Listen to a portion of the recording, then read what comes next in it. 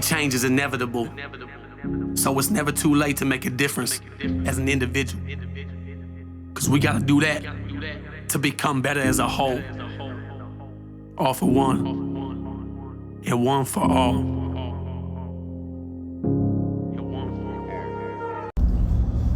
Good morning, Wolfpack. How the fuck are we doing today?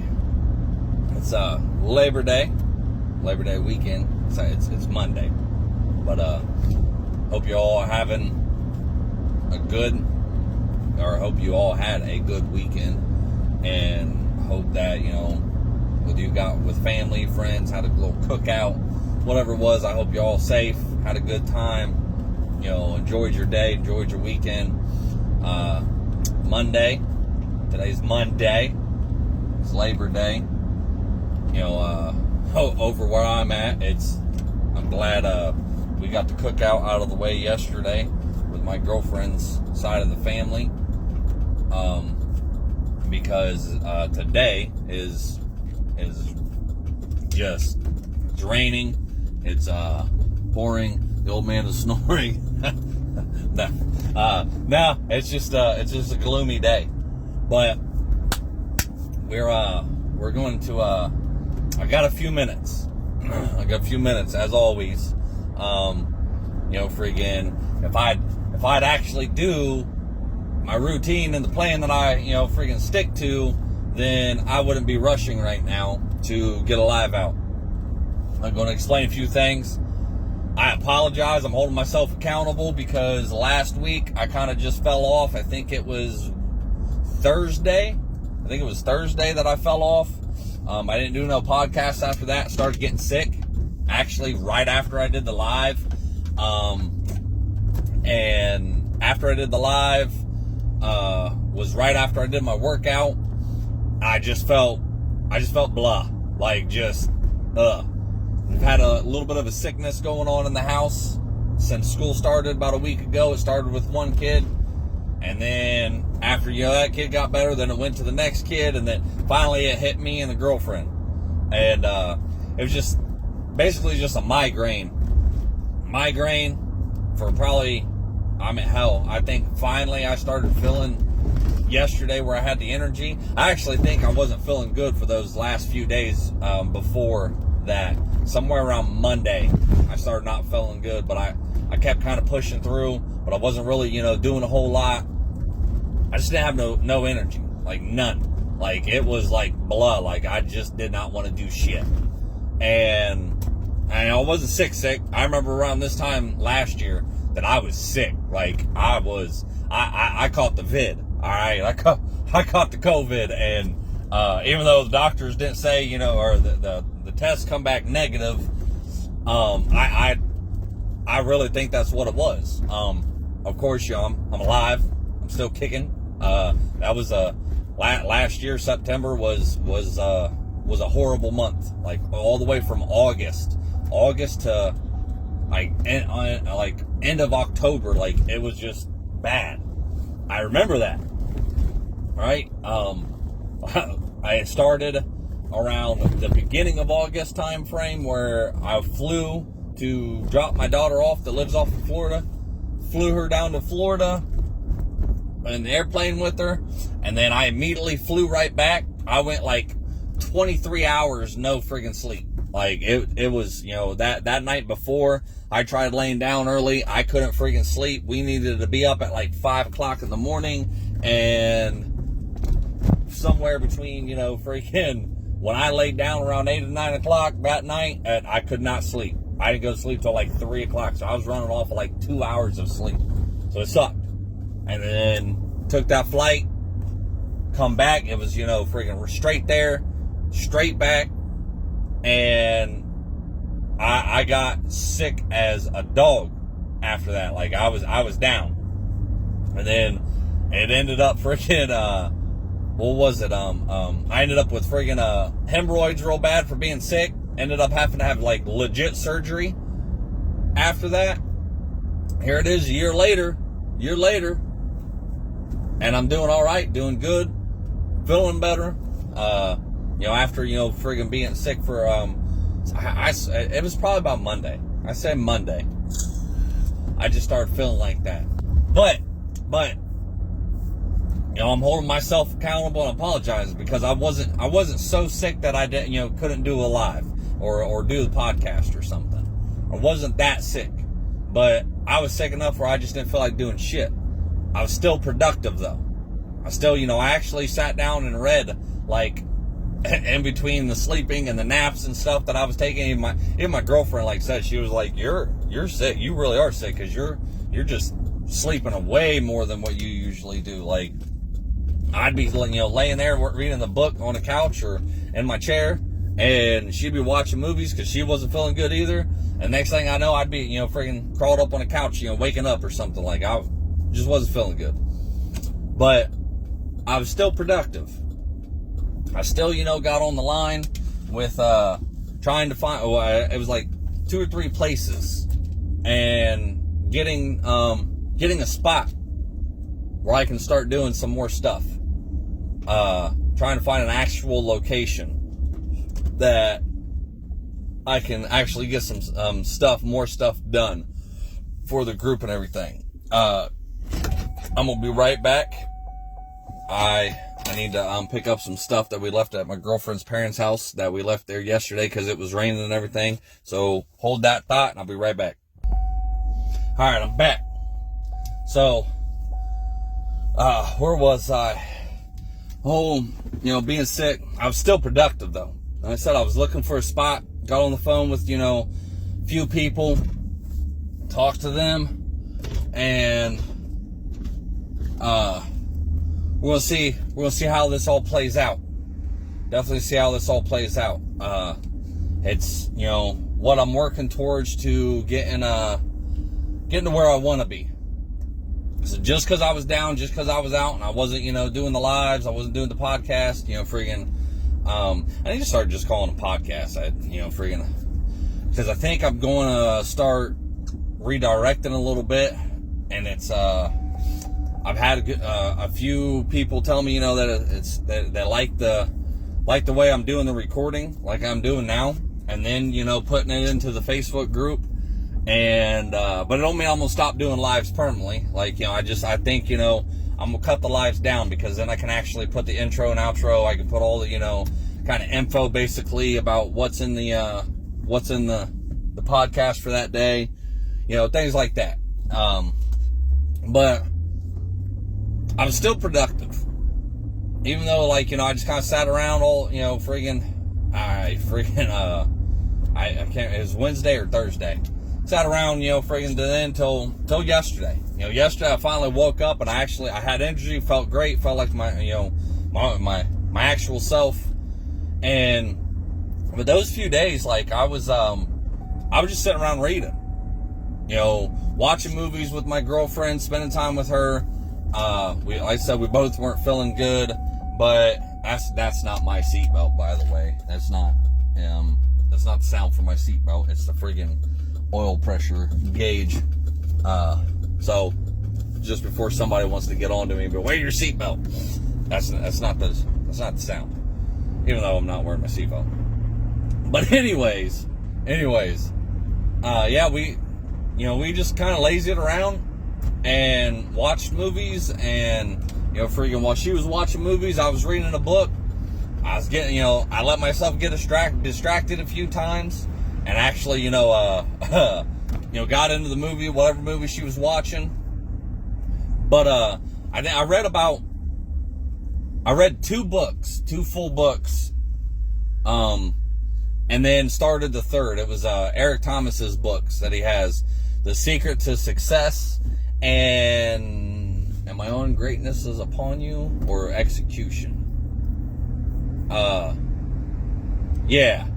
Yeah, I can't remember which one I'm on. I know I read the first one, The Secret to Success. And then, I finished one of the other ones, and then, I'm on the third one. He's got a new book coming out. Hoping to get that one too. But it's been a while since I've sat down and actually read a book that much. Like, during the whole 75 hard thing, I actually, you're supposed to read 10 pages every day. of some kind of like self-help book or entrepreneur book or something like that, and I do, but I read the 10 pages and I'm done. Normally I'll read about like maybe 15, but by the time I'm done. And I've done that with a few books, like read them from front to back and been like, sat down for a whole day and that's all I did.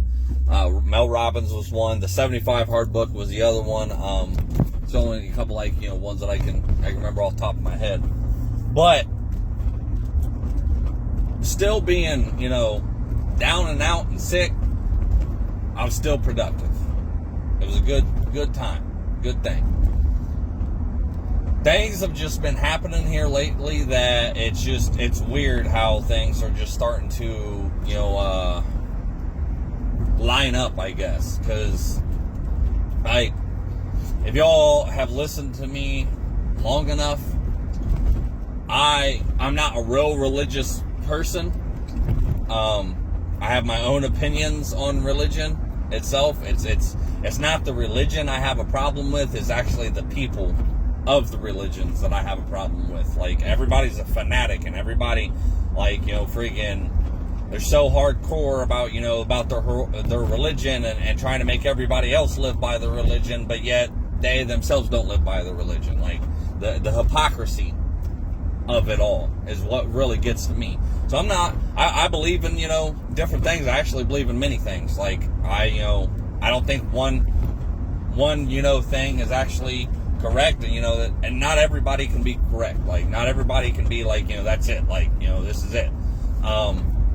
So I have my different beliefs, including, my girlfriend. She's a Christian, and she goes to church and stuff, and I go to church with her. Not all the time, but I ended up, and I haven't gone in a while. She's, getting back into going the last month, and I haven't gone yet. So yesterday it was like, or not yesterday. Yeah, it was yesterday. Yeah, yesterday, Sunday. I ended up going with her yesterday, which made her happy, and because, she don't really like going alone. A couple of kids go with her, but I know that feeling of, how you want to do something but you don't have somebody to go do it with, or this and that. So I do try to go with her once in a while.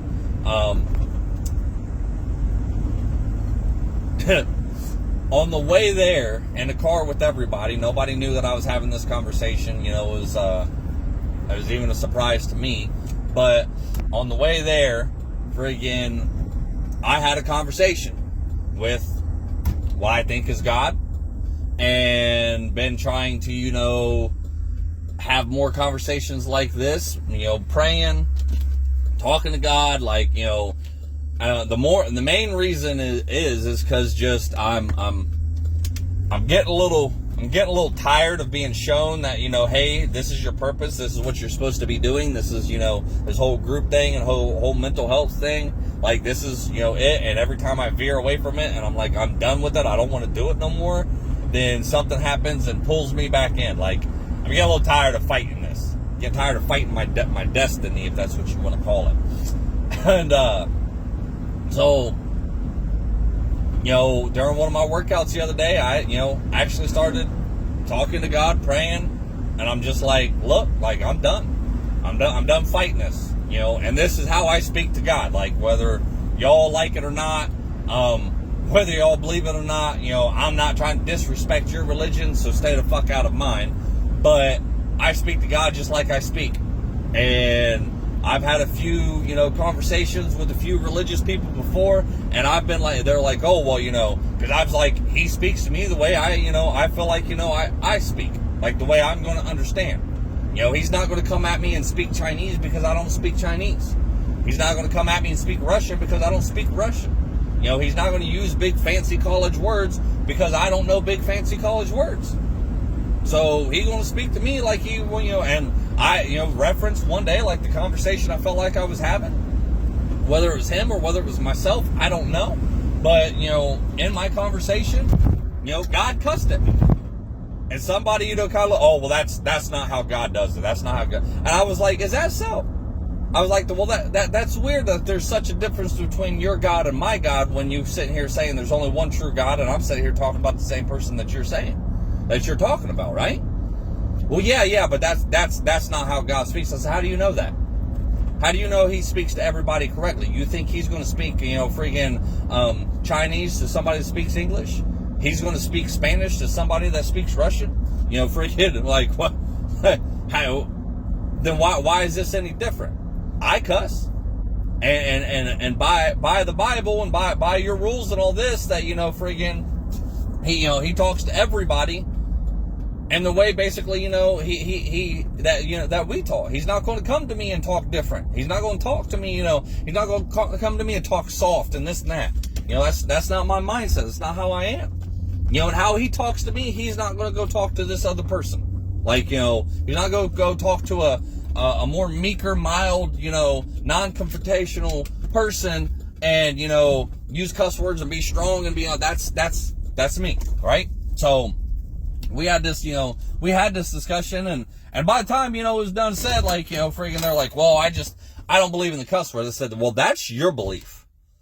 I don't remember anywhere it being brought up. It says that, all these cuss words aren't what you're supposed to say. So honestly, it's, there's one, and I kind of argue about this all the time, but you're not supposed to take the Lord's name in vain. And the meaning behind that is, I think, is what's totally different to where everybody else says. It's two words it's the GD word that people put together. And then, they're like, oh, well, that's taking the Lord's name in vain. And I'm like, well, that's not necessarily true, because and I'm not saying this, I'm not saying the words like, like what you think I'm saying, but I am about to say the words. I'm about to put these two words out there. But listen, why? Because it says in the Bible that God damned the devil to hell. When you're, and I had a preacher man actually explain this to me one time, where he was using GD all the time, and it was usually when he was working on something or a car or doing something, and I guess his wife actually ended up, like, he was underneath the car working, and he was, just cussing and hollering, a couple dang times, and he's, and she finally just poured, fucking tea or water or something right onto his face, and he goes to cut. What the fuck was that for? And she was like, well, you're over here using GD all the time. Like, why are you asking God to damn this thing to, friggin', but you're wanting it to work? Like, you're getting frustrated at yourself. So I don't think that, that's how everybody is, is taking it. I don't know. Like, I got to do some more research in it, because I argue with people all the time. Like, yeah. And I try not to use that word a lot. Like, I don't, I do try not to use that, that whole word a lot. But all these other cuss words that people say, and I'm using air quotes, that are bad. How are they bad? Who said they were bad? Fuck, shit, damn. Who said they were bad? Basically, aristocrats from back in the fucking day, like, friggin', that were in a higher, social status than everybody else. They're the ones that said, oh, that's not a nice word. You shouldn't use that word. That's a bad word. Well, who the fuck do you think you are to say that's who that? Back then, that's what it was. They were the kings, the queens, the, friggin' all this. That they were the ones, like, yeah, that rules law. I don't like that. Don't use that in my presence. Whatever. However they come about, friggin' not liking it. And it's just been passed down to generations to where people think, oh, those are bad words. Are they smart words to use? I argue about that all the time. Do you know how friggin', how smart you have to be to put, friggin' cuss words in the right sentence and use the same cuss word, for different things? You got fuck, fucking, fucker, motherfucker, all, like, they're all different, right? Like, each one of them has their own little meaning. And in the way you're saying them, it's how you're saying it to the meaning of it. But people got such, bad reps around those names, right? Like, I never got that, all their cuss words, because somebody, not God, not God, said that they were bad words. He only said one thing, like, don't take the Lord's name in vain. So, anyways, I got, and I was explaining all that, like, that's how I talk. Plain and simple. I cuss, feel like he cusses back with me. It may be in my head, it may be not. I don't know. But I talk how I talk. And, the other day, when I was doing my workout, and I got to, I just, finally I took the earbuds out of my ear, stopped listening to moto videos, and I'm like, look, like, this is it. You want me to fucking do this? Then fine, I'm tired of fucking fighting about this shit. I am tired of fighting about this. Tell me what I need to do. Give me the strength, the wisdom, the courage, whatever it is I need to do, just tell me. Point me in the right direction. I'm done. I'm done fighting this. Well, then that led into a weird thing. After that workout, I didn't really tell nobody about the live. After that workout, I walked back into the house, and one of the babysitting moms are there, and my girlfriend is all, happy and cheery, and is like, oh, like, she wants to know about, she wants to be part of your group. And I just, like, it caught me so off guard, like, I'm like, what are you talking about? My group? Like, what do you mean? She's like, your mental health group. Like, she wants to be part of it. Like, she says she could use it. Like, she didn't even know you did something like that. That led into about a 2 or 3 conversation after that between me and this lady that we babysit for. And that was like a sure sign afterwards, like, boom, here it is. Here you go. This is what I told you were supposed to be doing. Helping people, helping them with their mental health and all this. Well, that, led into Sunday, and on the way to church with my girlfriend, that and I'm going to be honest, I didn't really want to go, but I was doing it for her. Like, that was it. Like, I was going for her. I was partly going for me, but I was going for her. I want to help and support her and her things that she believes like she does with me too. We get into little debates and little talks, and I tell her my opinions and this and that. And I'm sure, I have said some things that, kind of, rock her little Christian boat. And, she's like, well, yeah, you got a point. But in the end, this is my belief. This is what I want to believe in. No matter how you rock that boat, I'm still staying in this motherfucker. Like, so, and I'm proud of her for that. And I don't try to bring up, I don't try to bring up the things like, friggin' to make her fall from her faith, or, to try to get her not to be. That's not what I'm doing. I just, explained to her one day, just like, it's not that I don't believe. It's not that I don't have, friggin' these feelings and, this faith and stuff. It's more and less, I just have questions, and I want answers. And if you don't ask questions, even the hard questions, you ain't going to get the friggin' answers, So it's like, I just have questions. I question everything. That's how we learn, right? So whether, friggin' somebody wants to, I've had family members get pissed off at me because I asked too many questions about, Christianity and the Bible and God and all this. And, and then it's always when they get to the, the ones that they don't know, and they're like, oh, well, you just got to have faith. You just got to have faith. I didn't question anything about faith. I was asking, how does this line up? How is this said? How is this done? Like, how, one part says this and the next part says that. You just got to have faith. Well, and I've pissed off family members about this. Like, I have, and they don't want to talk to me about it no more. Well, good old Rooster, though, when I find out something, friggin' that makes you uncomfortable and that, pisses you off, I press harder. So it's not a good thing. Like, if I'm aggravating you, I know I'm aggravating you. Well, good. Now we're getting somewhere, because now you're getting aggravated and mad, and you're getting aggravated and mad, and I'm making you friggin' actually listen. I'm making you question some shit. Not that I'm trying to rock anybody's fucking faith, but I want my answers. Plain and simple. So I got to it, yesterday, which, the one conversation, me and the babysitting mom had, which she just now pulled up for, it led into like, okay, I was like, I can't legally say, that I'm counseling people, but I help people and I talk with people and, I try to get them, on, their shit straight and, help them get their shit straight and this and that. Right. And I was like, so when do you want to start? Like, I take time and we can start at any time and we can, friggin' start doing this. And I'm like, you ain't got to work Monday. So guess what? You ain't got nothing to do. I ain't got nothing to do. Then we can do something together, right? Well, Sunday led into when hold on, because my boy's coming out here. Okay, thank you. I'll be in a minute. So Sunday led into, where on the way to church, I'm friggin', on the way there without anybody else knowing it, I'm having a conversation with God and I'm telling him, look, dude, I'm going. All right.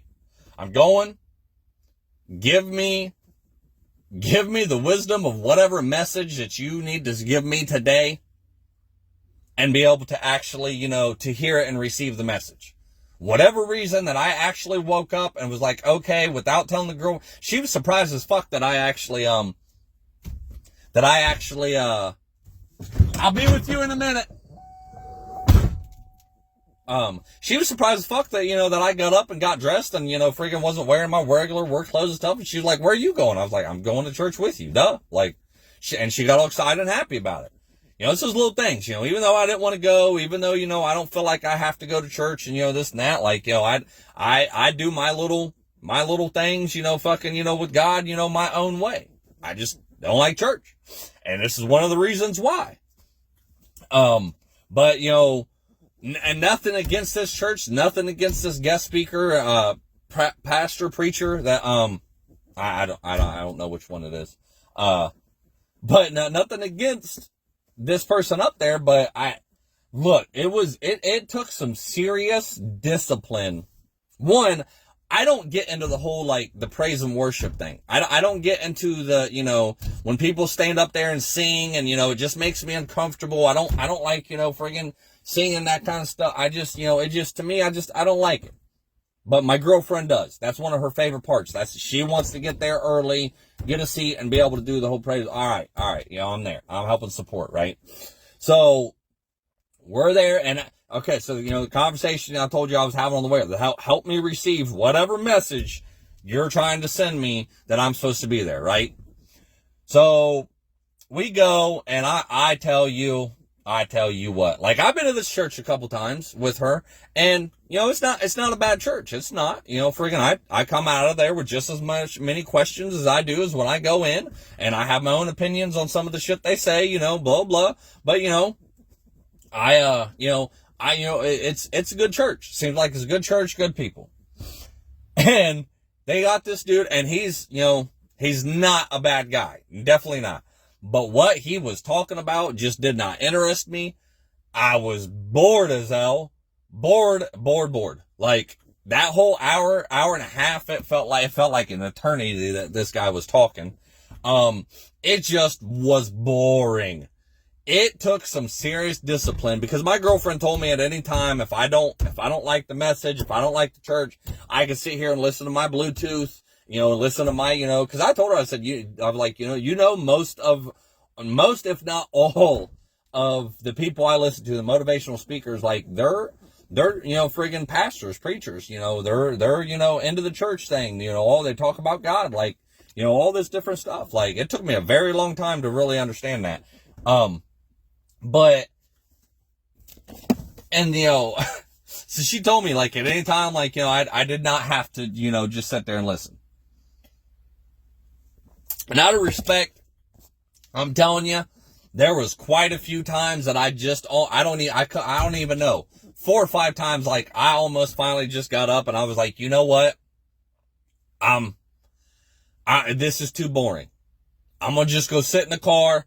I'm going to listen to my YouTube, and I'm going to do my, God thing the way I like to do it. And, and I never voiced it. Like, my girlfriend even said, she was like, yeah, this is kind of boring. This feels like it's taking forever.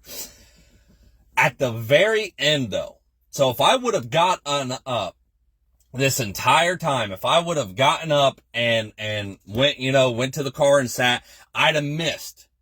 Because at the very end that this guy spoke, I think was the real reason I was supposed to be there. He said at the very end and it was something completely off of what he was even talking about the entire time, the message that he was trying to get out. And he was talking about, women and being in the church and, letting them have their, their say and, and this and that, and how the Bible, says that he used women and all this different stuff, right? And at the very end, he comes out and he tells everybody, he said, now, if there's anybody out here that wants to start stepping into their purpose and wants us to pray to help them to get into their purpose or feels like their destiny and stuff and whatever it may be, if you want to help, if you want us to pray, please stay behind. We're going to release the rest of the church. That way, don't take up everybody else's time. And we're going to pray with them. We're going to come to you individually. We're going to pray with you to help you step into your destiny, to help you, you just basically feel like, you're stuck and, you're not getting nowhere with your purpose and you're not stopping into it, whatever. Like, that's what he kept saying.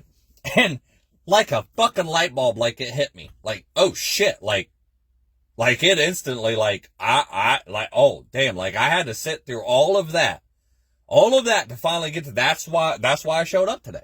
That one little thing. That's why I showed up today. Nothing else interested me. Nothing else concerned me. Nothing else. It was that one little message she said at the very end. Boom. That's why I'm here. So what do I get up and do?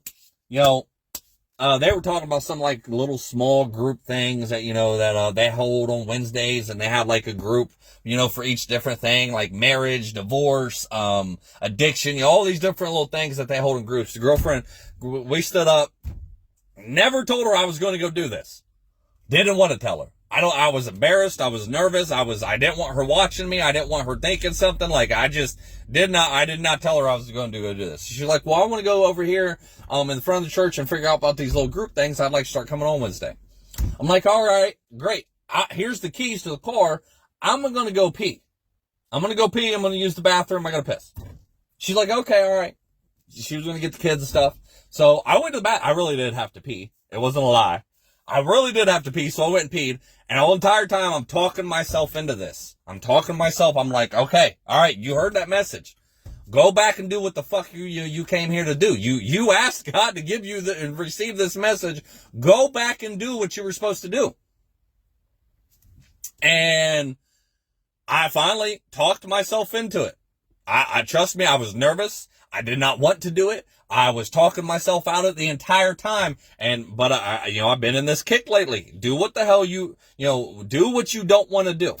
That that's not, bad. That's, it's not going to hurt you or anything like that. The stuff that you're scared of, the stuff, it's always, who says it? I can't remember, and I can't remember the exact saying, how it goes, but, on the other side of fear is everything that you want.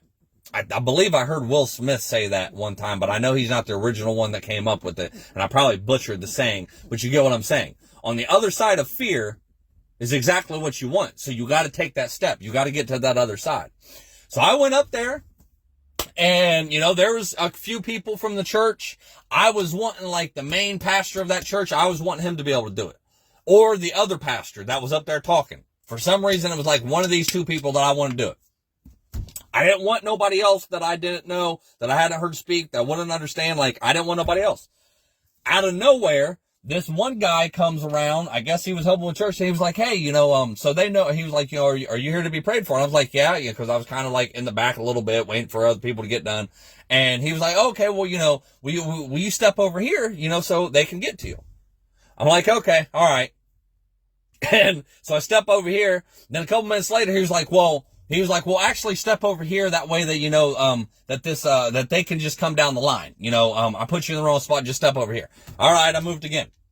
Well, lo and behold, it was actually the guy that was up there talking and giving the boring message. He comes up and he was like, hey, how you doing? I'm such and such.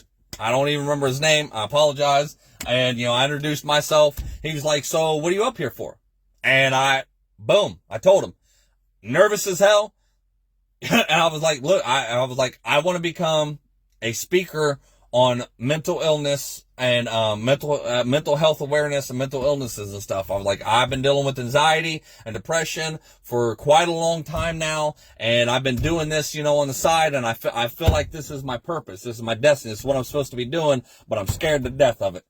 I'm tired of being scared of it. And he kind of chuckled a little bit. He was like, that's awesome. He was like, that's great. He was like, let me tell you a little bit of something. He was like, I'm feeling, kind of compelled to tell you this. He was like, but when I become a pastor, I was actually told, to become a pastor at like 17. And, he was like, I got this message at 17. And at 17, I hated people. I hated everybody. He was like, how am I supposed to become a pastor when I hate everybody? And I'm like, holy crap. Like, I was like, dude, you're speaking my language, because I hate people as it is. I don't like being around people. I was like, matter of fact, I was like, even being in this big church with around all these people makes me nervous. I don't like it. I didn't want nobody else to come over here and touch me or do anything or talk to me. Like, I was here for one purpose. And he started, chuckling. He, prayed for me and everything, I can't remember what he was even praying for, because the entire time he was holding my hands, and he kept jerking my hands, moving my hands as he was talking, and that's all I could concentrate on him. And I wanted to tell him, like, fucking stop, like, just stop.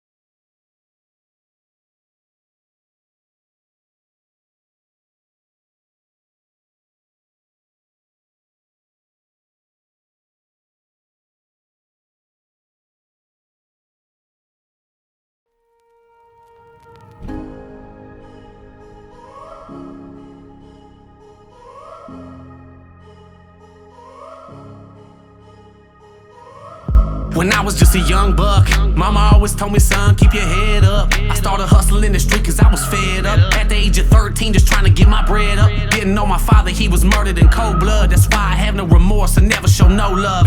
Hoping I piss you off, I really give two fucks. Burning my old bridges, trying to find me a new plug.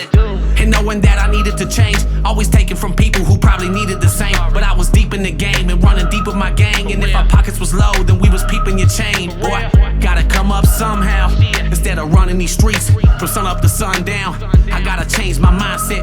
It ain't no wondering why now that it wasn't my time yet. And why we gotta learn the hard way, doing things that we know we ain't supposed to.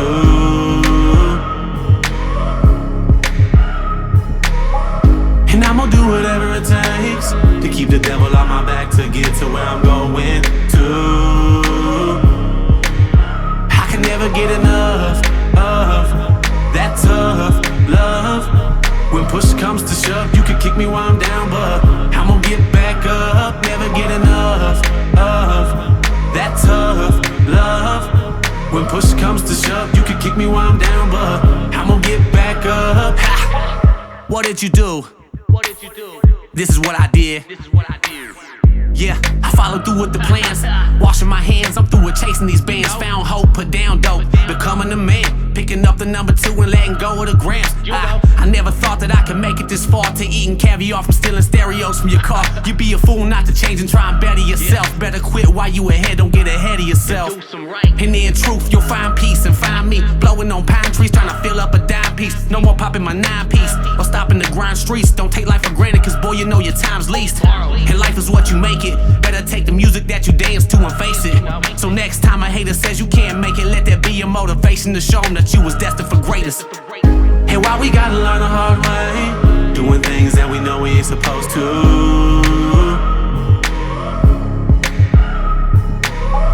And I'm gonna do whatever it takes to keep the devil on my back to get to where I'm going to.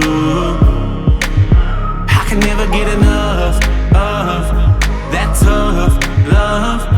When push comes to shove, you can kick me while I'm down, but I'm gonna get back up. Never get enough of that tough love.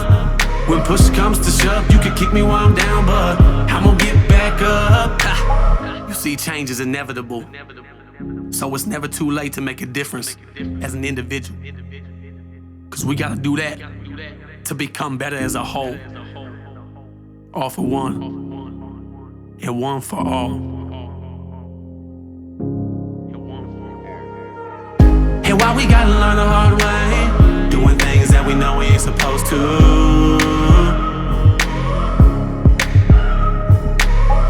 And I'm gonna do whatever it takes to keep the devil on my back to get to where I'm going